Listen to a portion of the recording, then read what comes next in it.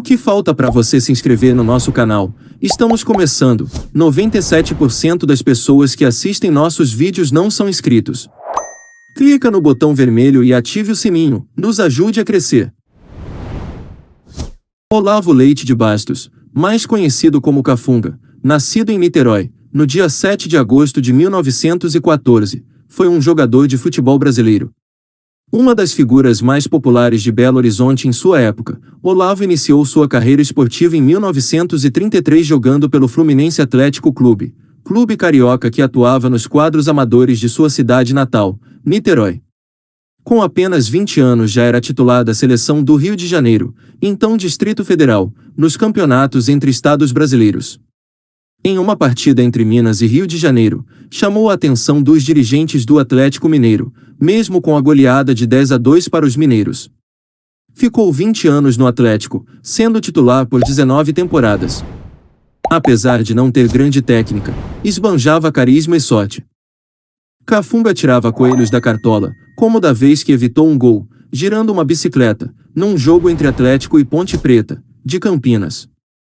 Tornou-se comentarista das redes Bandeirantes e TV Alterosa, SBT de Minas, com frases famosas como Vapt-Vupt, não tem coré-coré, gol barra limpa, e etc.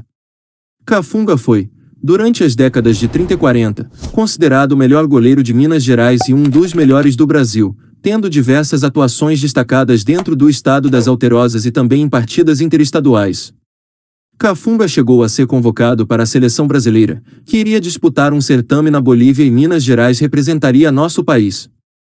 Não chegou a jogar pois o campeonato havia sido suspenso. Depois mudou seu nome, para concorrer em eleições, para Olavo Leite Cafunga Bastos. Nas eleições municipais ocorridas em 23 de novembro de 1947, Cafunga foi eleito, com a ajuda da torcida do Galo.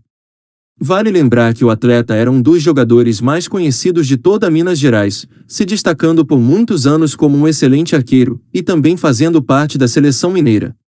Além de vereador, foi funcionário público da prefeitura, cantor de rádio nas horas vagas e, por breves períodos, treinador e administrador do Galo.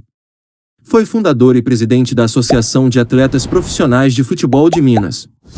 Ele teve uma rápida passagem como técnico do Galo em 1961.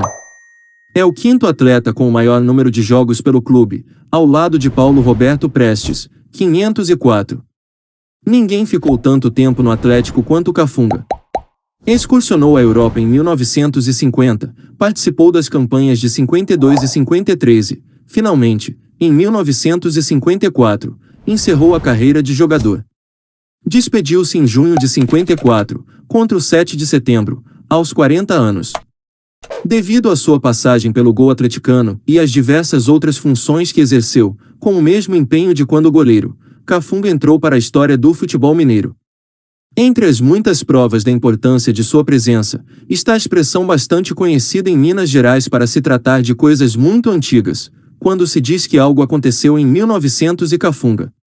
E para finalizar esse breve resumo sobre a carreira do melhor goleiro da história do Galo, seguem algumas de suas conquistas mais importantes. Todas pelo Atlético Mineiro. Decacampeão mineiro, 36, 38, 39, 41, 42, 46, 47, 50, 52 e 53. Campeão brasileiro da Copa dos Campeões, FBF, 1937. E foi isso, galera. Não se esqueça de se inscrever no canal e deixar o seu like para ajudar nosso trabalho. Ajude também compartilhando o vídeo com seus amigos e ative o sininho para receber notificação de novos vídeos.